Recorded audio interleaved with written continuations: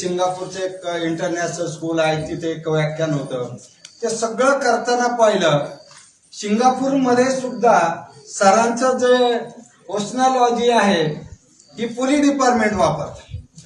अख्ख्या युरोपमध्ये चोर पकडायला ही यंत्रणा वापरली जाते.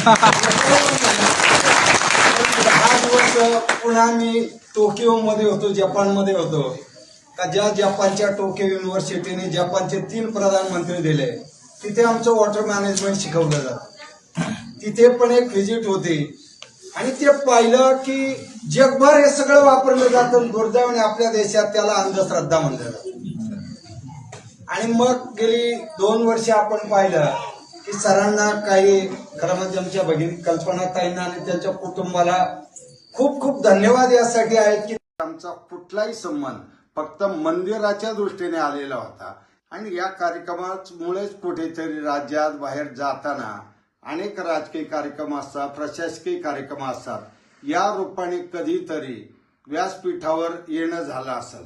परंतु यानंतर अशी बंधुगिरी किंवा या सगळ्या कुठल्याही प्रकरणामध्ये आमचा दुरान्वये संबंध नाही, याची आपण दक्षता घ्यावी. कारण हिवरे बाजारने 35 वर्षाच्या श्रमातून हे काम उभं केलेलं आहे आणि त्या जगाची गरज पर्यावरण पाणी आहे. त्यामुळे विनाकारण हिवरे बाजारला अशा काहीतरी वितंडात ओढणं हे चुकीचं आहे.